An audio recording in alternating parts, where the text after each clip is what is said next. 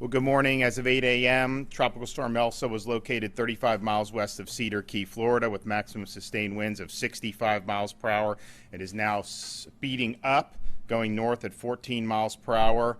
On the forecasted track, it will make landfall near Steinhatchee in the next few hours. Tornadoes remain possible across northeast Florida into this afternoon. The state EOC remains at a level 1. The division has received 92 resource requests for Tropical Storm Elsa. 57 of those have been fulfilled, and 21 are either en route or being mobilized. As of 6 a.m. this morning, there were about 26,000 customers across Florida experiencing power outages. Most of those are in Hillsborough, Pinellas, and Polk counties. There are more than 10,000 restoration personnel prepared to respond to these outages as soon as it's safe to do so. In the event that counties need to provide food and water to residents, we have prepared supplies for points of distribution, including forklifts, traffic cones, tents, and other necessary items. The division has staged 24 generator units, 24 water pumps, 5 HVAC units, and 64 pieces of equipment such as forklifts and pallet jacks used at logistical staging areas. There's not been reports of really significant structural damage anywhere in Florida, fortunately, at this point. As of 7:30 this morning, no healthcare facilities have reported power outages. Our Agency for Healthcare Administration is in close coordination with healthcare providers and will assist with the transfer of patients if needed. As the storm passes through Florida, there are some important safety precautions to remember. There are reports of flooded roads and trees down. Don't drive your vehicle into standing water. As little as 12 inches of fast-moving water can carry away a small vehicle. Be aware of fallen or hanging power lines. Don't approach or touch the power line. Report down power lines to your electrical company as soon as you can.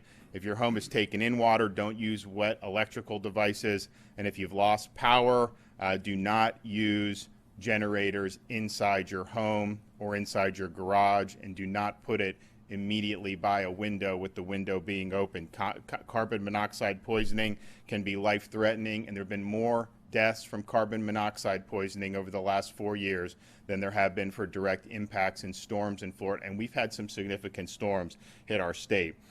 So listen to local officials in your county health department on the safety of water supply. In the event of power outages, bottled or boiled water can be used for drinking, cooking, and personal hygiene. We're monitoring the storm as it makes landfall. We'll provide additional updates. I ask Floridians to simply be safe and use common sense. All things considered, where we looked at 72 hours ago, I think the impacts have been less than what we thought would be reasonable. So we're fortunate. We saw a little bit of a wobble to the west when it was approaching Tampa Bay, which potentially minimized impacts there. It is going to go into our Big Bend area. Not a lot of population there, but I think we're going to be monitoring over the next few days how that affects the river levels and some of the potential for flooding. Northern Florida has been very saturated over the last couple weeks, so this is going to dump a lot of rain on there and is going to exacerbate any of those issues. I'm going to let Kevin Guthrie come up and provide additional update. Thank you, Governor. Again, thank you, Governor. Thank you for your leadership, as always. Thank you for stressing the importance of storm safety, especially as we begin to see some of those power outages coming in.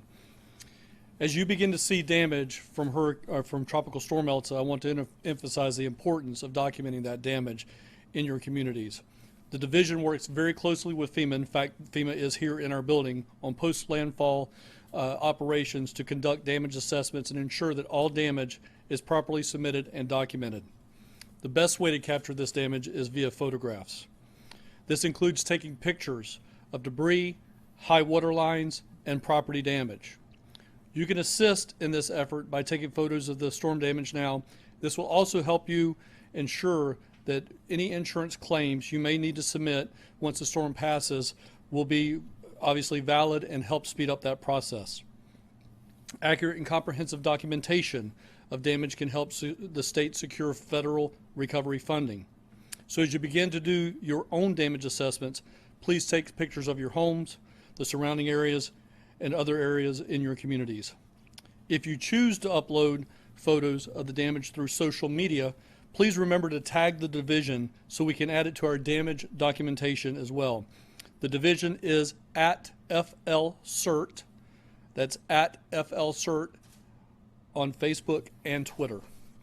We'll use these damaged photos, as I've already said, to work with FEMA. Please stay safe, and please follow all safety advice given by the governor, the division, and your local emergency managers.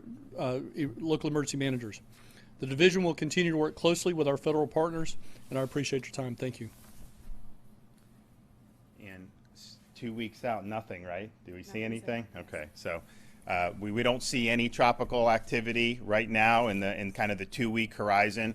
But I would just caution people. This part of the year is really not the major leagues for tropical cyclone activity. I mean, as we get into the middle of August, September, early October, the vast majority of significant activity occurs during those time periods. Obviously, you can get it June, July, you can get it even in November. But this was something I think that we've been able to handle fine. But there is going to be more activity. I mean, we don't have anything on the horizon, but people just need to be prepared. And as these storms come, we're going to have to deal with them. So we'll have any additional updates, but I think you're going to see it go through the Big Bend and end up in Georgia today. And we'll look to see what type of damage is, and we'll be there to respond with any assistance.